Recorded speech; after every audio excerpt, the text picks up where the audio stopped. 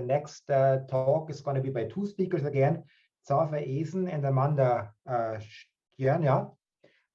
She has just been mentioned at the end of Nico's talk already. So they are both from Uppsala University in Sweden and work with Philipp Rümmer there. Sorry for butchering your name, Amanda. You can fix it once you have the microphone turned on. I'm really sorry about that. And so they will talk about automatic verification of Rust. So please go ahead.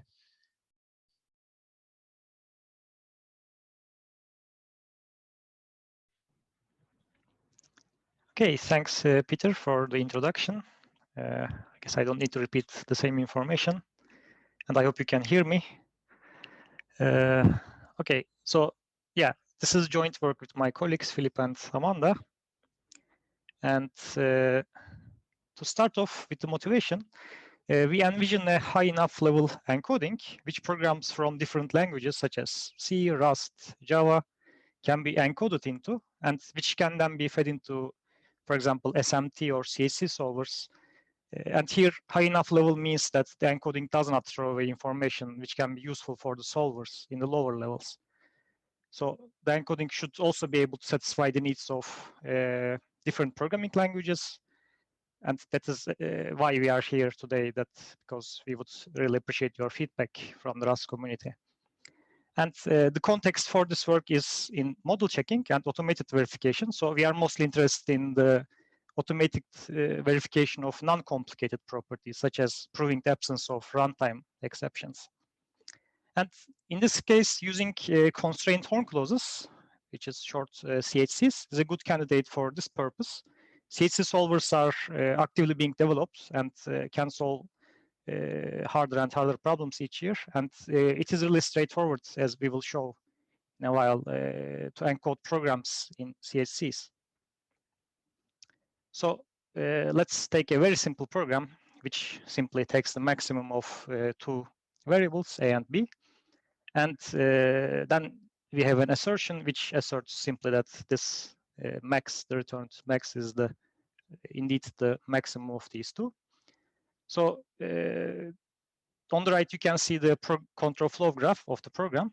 And here I wrote BB0, BB1, just to show that this can easily be generated from the mir. And here we are already almost in constraint horn clause format, because now you can see that here BB0 is actually like a predicate, and it has two arguments, A and B, and the arguments are the program variables at scope at that time. And these don't need to be necessarily the program variables. We can have other variables here as well if you want to represent additional things. And one thing to note here is that these are actually universally quantified. So, but I will get to that. Just for now, just think of this as a simple control flow graph. And I guess I don't need to go through it much, just it maps this to the control flow graph. Maybe one thing to note here is the assertion that the negation of this formula here, which says max is indeed the max, the negation of that would lead to an error, right, in the control flow graph. So if we are to encode this in mathematical formulas, so here the variables are implicitly universally quantified. We don't have any precondition. We can just start from true. And the edges become these arrows here, the implication arrows. And then we have these predicates, and each program variable or any other data which we might want to add become the terms of these predicates. And it's then simply a matter of following this structure. So here, for example, we have this constraint, A is greater than B. So this is why it's called a constraint horn clause. And you have a predicate on this side, and you just model the structure of the program. And of course, it is really straightforward. For example, if you would have a loop that would just, for example, going from 3 to 0, you would just have an arrow from 3 to 0 here. And the assertion itself is the error is simply replaced with false. So if, again, the negation holds and we are at this BB3, we are reaching the false state. So here the CHCs exactly capture the correctness of the program. That is, the CHCs, the set of CHCs, are only solvable if the program is correct. So, and if we get a violation, then we can get a trace like leading to this false. So we know. And here maybe also one thing to note is that here BB3, you see that there's another A here. That is simply the term being assigned to the max. So if you follow this path, then max has value A, and otherwise in the second path, max is B. So we could also say max is equal to A or B, and then just use max here. Okay, I hope I didn't make that too confusing. But if you look at the formula, like it has this format, a CHC, it has a head, and the head is, in this case, if you look at the example, the BB1, so it is usually written this right to left way. And this is simply an application of this predicate, or it can be false in case of these assertions, which represent the error states. And we have a constraint. For example, this A is greater than B. And then we can have other predicate applications or nothing here. And this is, in SMTLib, we need to simply explicitly state that these are all universally quantified, A, B in this case. And we just write it down in this SMTLib's not very readable syntax.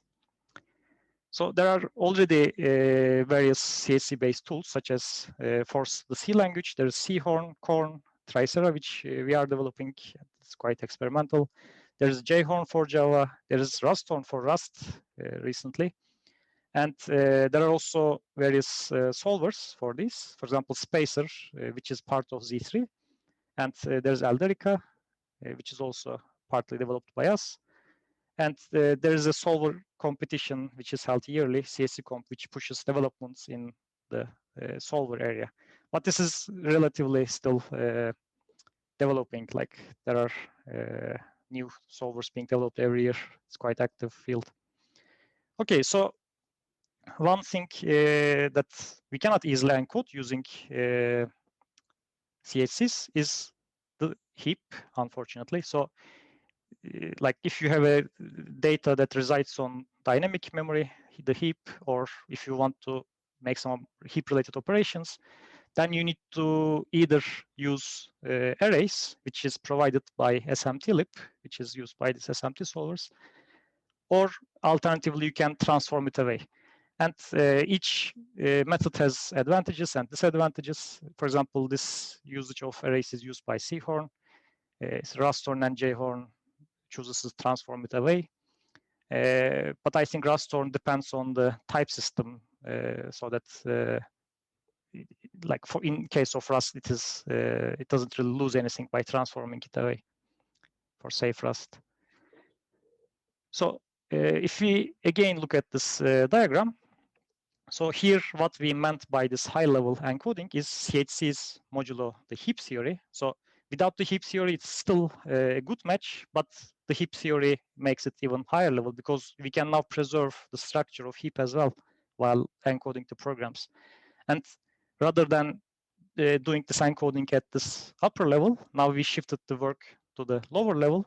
So the solvers need to deal with this. But on the bright side, the solvers also know about the various, like they know about the heap now. It's not transformed away, or it's not, the arrays are not used to implement it.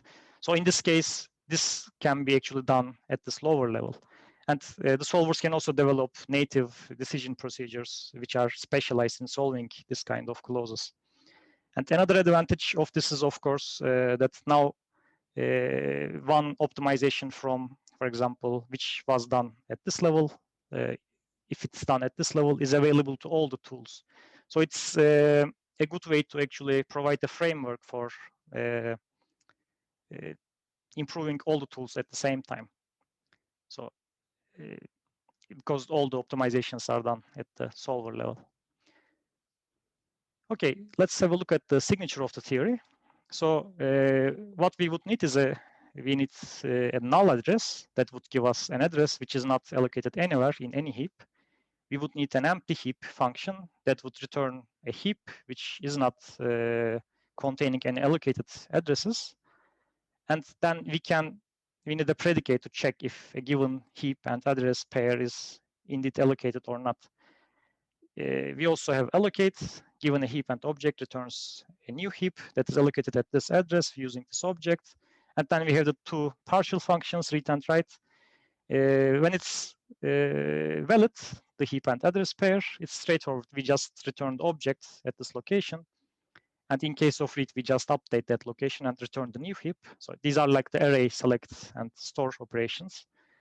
But if they are not allocated, the heap address pair at this location, then in the heap declaration, we can define, for example, an empty object. So this is required to make the functions total, which is required by SMTLib. So the read simply returns that empty object in that case. For write, this is not required. We can simply return the unchanged heap in that case. So these cover reading and updating of data on heap, also allocation, but it's not really clear what this object sort here is. So the addresses can be used for pointers. And if we go back to our previous clauses, for example, now we have a heap sort, which can be just tagged along in these horn clauses in the predicates. So we can keep heap state.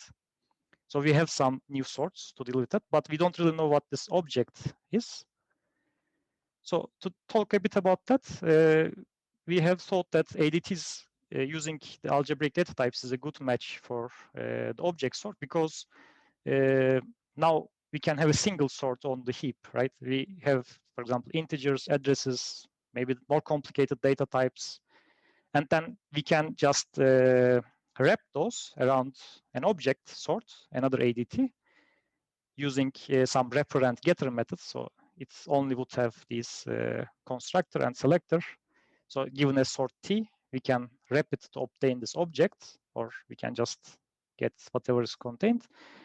And we also have, thanks to the theory of ADTs, this tester method. So we can actually, without opening this packaging, check if the underlying sort is indeed T or not. And this is supported by SMTLib since version 2.6, so it's nothing new. And yeah, this allows for very complicated objects to be placed on the heap. So a heap declaration would look like this. I will not go every line, but you just define a heap name, an address name, the sort names, and then you choose an object sort, which can be either one of these ADT sorts. So this is like a data type declaration. As I said, like maybe not good to spend time here, but just to show you that this would like how we envisioned SMTLib declaration of heap would look like.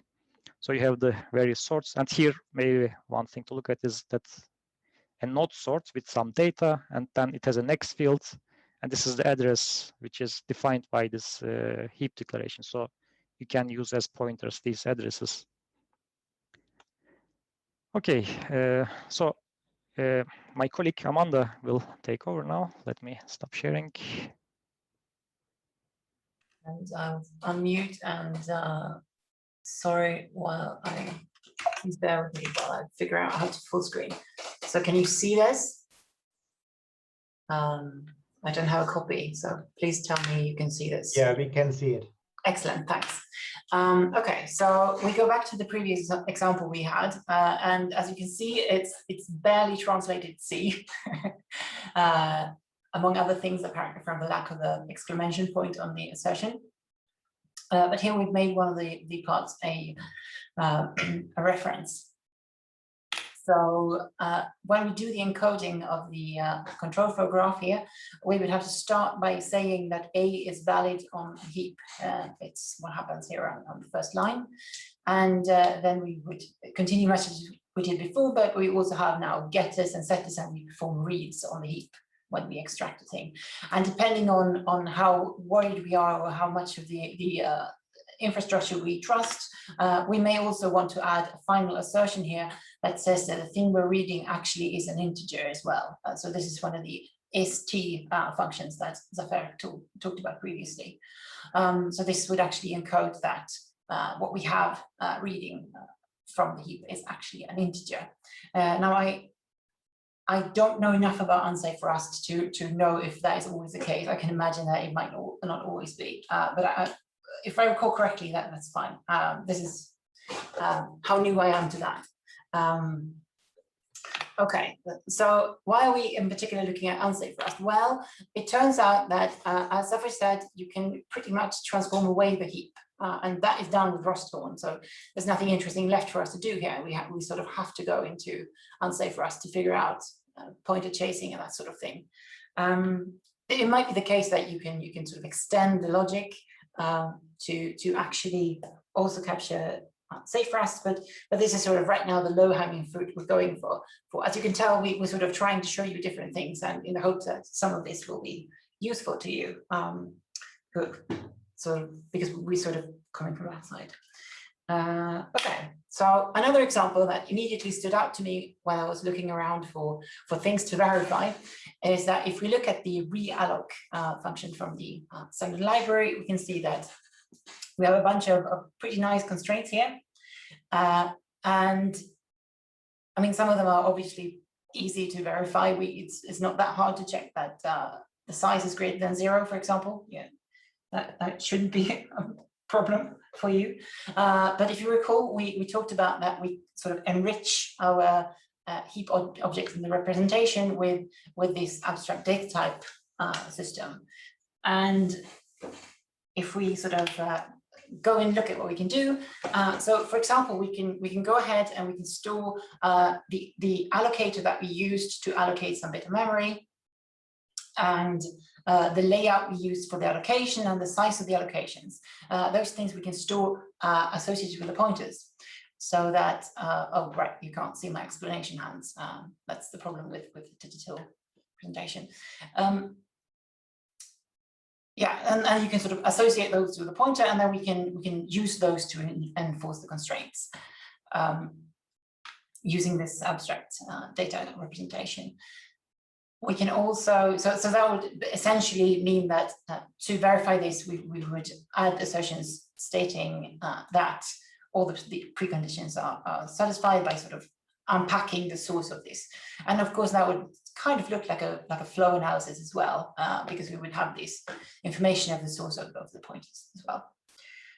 And also, of course, the effect of running the reallocation would be to update the size of the heap object, which we can also track to the best of our knowledge. So this is one of the things that sort of stood out to me as something that could be enhanced by doing this. Let me have a quick look, because I see something happening in the chat. And I think Philipp has the chat under control. I think you can just go ahead with your talk. Thank you. I figured that was the case. I mean, that's a good thing about having extra people on hand. Okay, so I also had a look at, or we also had a look at this bug that occurs in Redox. It's actually from a pretty recent paper that looks at various memory bugs. And the problem here is that on line 8, of course, we are overwriting this allocated object, and that will sort of partially allocated, and this will call a drop on something that isn't initialized properly. So that's the problem, and the fix looks like this. And so you just replace the write with a pointer writing thing. And if you look at the mirror here, this is just fresh off of the Rust compiler. This is what the mirror would look like, and we can sort of apply our recipe for verifying this using the tools that we defined. So we would define abstract data types for the possible heap objects, and we would use constraint horn clauses on these edges of the control flow graph, and we would use the heap theory and so on. And this is as far as we got. So, for example, we would start by asserting again that this is not a recompiled version. Weird. Okay. I did some fixes to this, and apparently that is not the version I'm looking at anymore. But we would have not a valid here, but an allocation. So what is happening here is that we essentially carry on the information that this, after running this allocation here, we would have this variable having come from the allocation, and we would also have, I've aligned a lot of stuff that we would have to add for bookkeeping, so figuring out that which allocator it comes from, that it comes from this particular layout here, over here in block 1, and so on. All of this information would have to be sort of carried along. And yeah, and then once this happens, this shouldn't be, so you can't do reads of elements like this. This was an early draft I added, but it would look roughly like this. So we would have an assertion that essentially makes sure that the read here of that happens as part of the drop down here, that this is correct. And when we run this to the Horn solver, it would look at this and say that you're reading uninitialized data essentially. And on this unwind edge here, we would have hopefully try false and hope that we never have to run the unwind. But I haven't looked into that enough to be absolutely sure.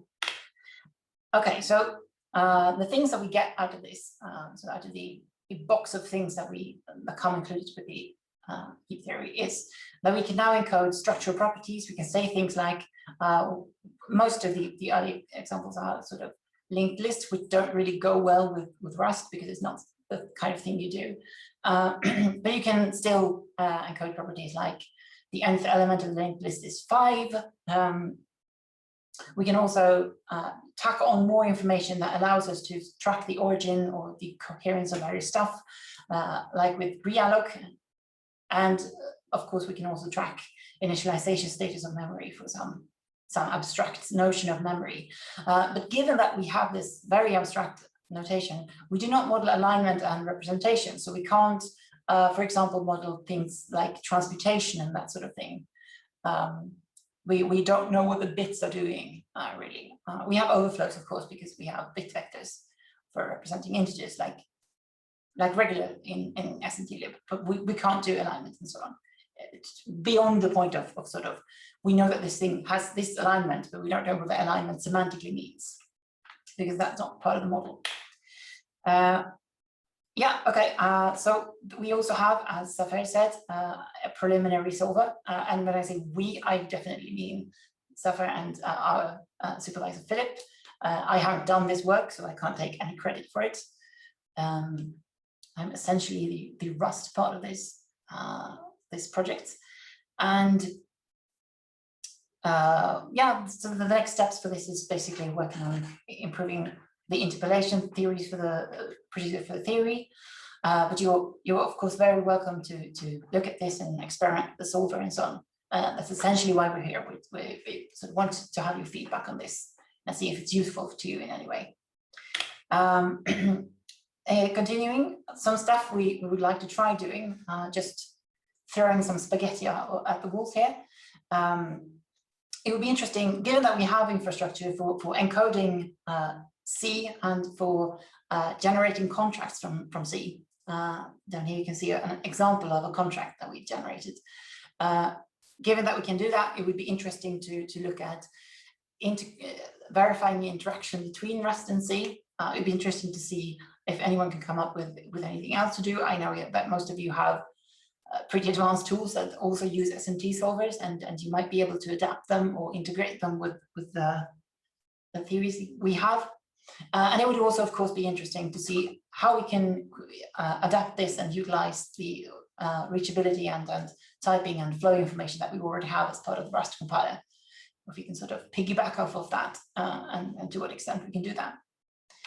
And yeah, that was pretty much sums it up. I think we landed within the time slot, so I have to thank you for listening. Thank you very much for the presentation. Also to Zafer, of course. We had quite some discussions already in the chat, but maybe there are more questions. Maybe let me ask one in the meantime while people think about more questions. So I'm wondering, how would the interface between safe Rust and unsafe Rust look? I mean, you said at the beginning that safe Rust can be handled by essentially just compiling it away, encoding it away. I mean, encoding the heap array, but then on the unsafe side, the heap is represented. So how would you work on the interface there? I'm going to hand that over to Zafer. Just immediately. Yeah. Okay, I'm not, as I said, Amanda, or as Amanda said, she's the Rust expert. So I'm not exactly sure, but I guess one could, for example, I mean, one option would be to encode everything, I guess, in heap, but maybe that's not the best because Rust, as far as I know, deals with a lot of things already. So as Rustorn does, like it just depends on the type system, and or another option might be to maybe determine what holds at the entrance of these unsafe Rust points and maybe assume those, and just add some assertions at the end, like kind of like contracts maybe for unsafe Rust. But yeah, that's probably you have much better ideas than me about this. I really don't have that much experience with Rust. So let me ask a follow-up question anyway, or let's let Rolf ask the question. So he says, if you have interior mutability, you can also not just compile the heap array. So do you have ideas how you want to handle that?